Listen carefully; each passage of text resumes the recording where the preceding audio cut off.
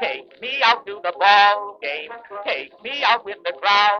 Salut tout le monde, Denis Laudin, l'École de baseball BAT. J'espère que vous allez bien, vous avez passé une excellente semaine.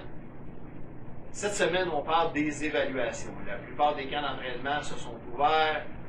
Comment faire une évaluation qui soit objective et non pas subjective. Quelques petits trucs pour ça.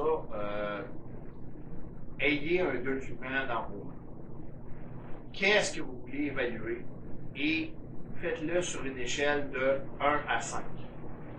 Allez pas 7, 10, 12, non, c'est beaucoup trop. Voici quelques petits trucs, quelques petits exercices que vous pourriez faire justement pour évaluer vos jeunes. Pour les joueurs d'avant-champ.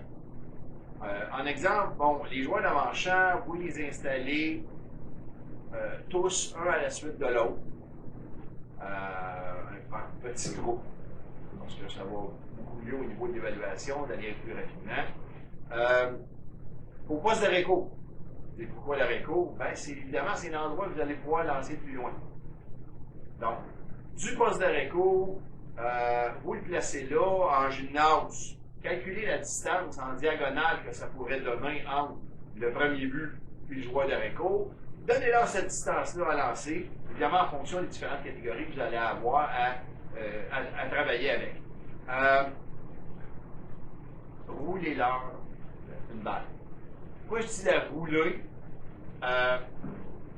Vous pouvez, moi je vous dirais, c'est beaucoup plus facile, beaucoup moins difficile, entre autres, que d'utiliser un bâton pour frapper des balles, ou une certaine habileté en tant qu'entraîneur pour utiliser le fungo ou le bâton de façon adéquate. Donc, moi, je vous dirais au début, roulez-leur, ça va faire la job, il n'y a pas de problème de ce côté-là.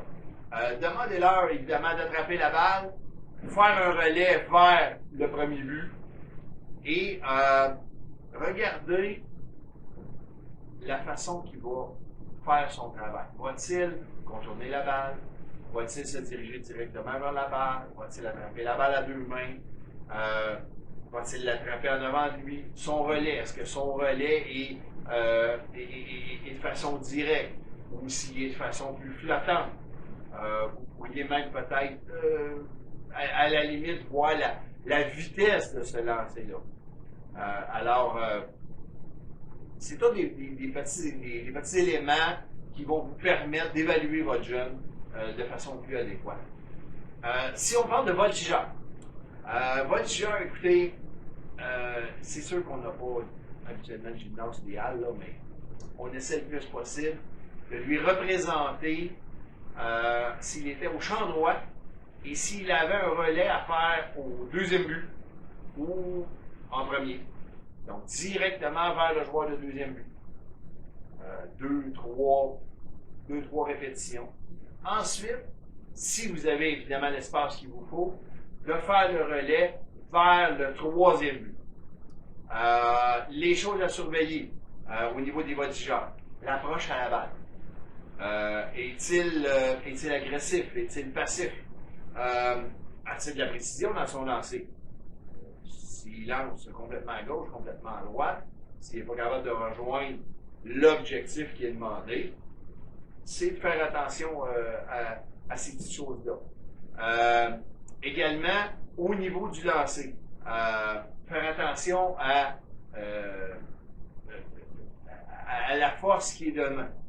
Faire attention également à l'arc de cercle au niveau du lancer qui est fait par le voltigeur.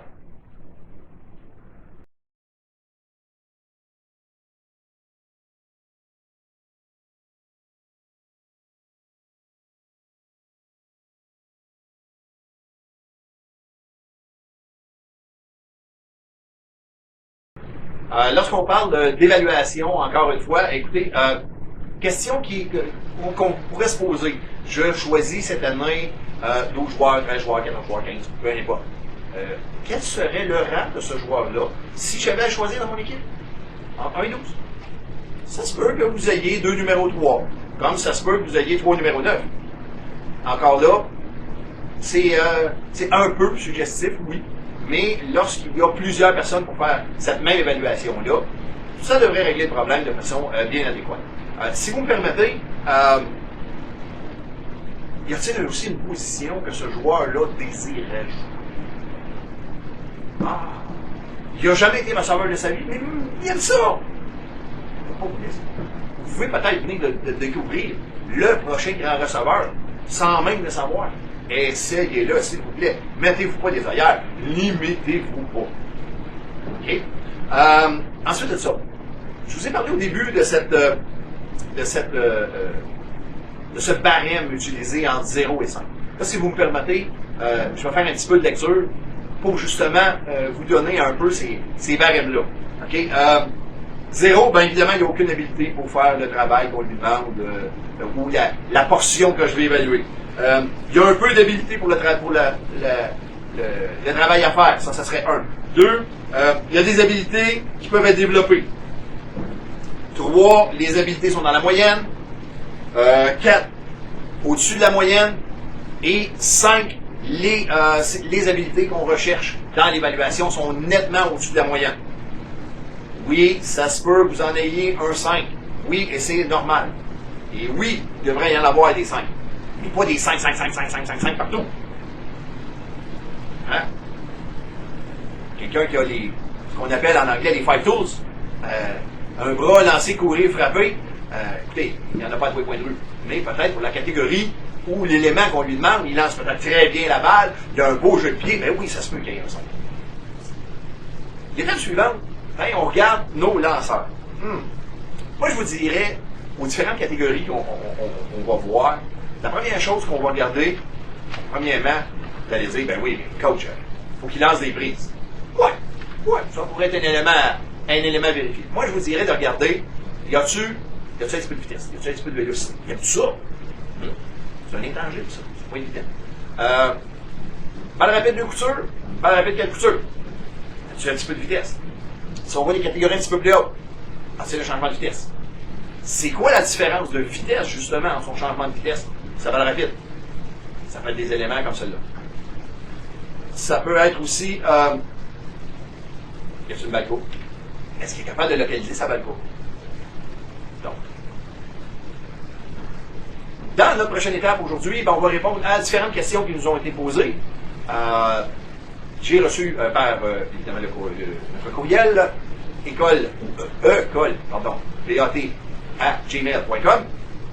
J'ai reçu la question suivante que nous allons répondre. Mon fils fait la transition entre le bâton d'aluminium et le bâton de bois. Ça vient de me coûter 4 bâtons de bois. Pourquoi? Une partie de la réponse à cette question-là, elle est simple. C'est que nos frappeurs ici, souvent au Québec, comme ils ont un bâton d'aluminium, vont avoir les mains au-dessus du marbre et non pas le bâton en lui-même. Bien des fois, l'approche qui est faite, notre frappeur est beaucoup trop près du marbre, le bâton d'aluminium, il n'a pas peur de se le faire casser, et les lanceurs ici ont des difficultés, soyons honnêtes, à lancer à l'intérieur. L'affaire, pourtant, c'est un art qui se perd énormément. C'est pour ça, effectivement, que, entre autres, les mains qui passent au-dessus du marbre, les mains qui sont en plein centre du marbre, bien évidemment, on va frapper avec le bout ou le manche du bâton, au lieu d'aller chercher l'élément de puissance qui est au niveau du bâton lui-même. Sur ce, je vous reviens avec une petite question, un petit quiz. Donc, vous allez pouvoir nous répondre soit sur notre page Facebook, soit sur Gmail. Hey, salut tout le monde! Dernière édition avant de partir cette semaine. Écoutez, je ne sais pas si vous avez vu sur le compte Twitter de Vladimir Guerrero. Vladimir qui sera, soit dit en passant, à Montréal le 3 décembre prochain. Et l'école BAT sera là-bas à l'Expo Fest pour vous. On va pouvoir poser différentes questions justement à ces athlètes-là. Également, la grande question. Quelle casquette Vladimir doit-il porter lorsqu'il va possiblement faire son entrée à Cooperstown? Est-ce qu'il doit porter celle des Orioles? Est-ce qu'il doit porter celle des Expos? Est-ce qu'il doit porter les Oriels? Les Expos? Est-ce qu'il doit porter celle des Angels and I? Ou les Expos? Angels? Non, les Expos? Laissez-nous un petit message sur notre page Facebook. Je me ferai un plaisir personnel de donner vos réponses à Vladimir. Sur ce, bonne semaine!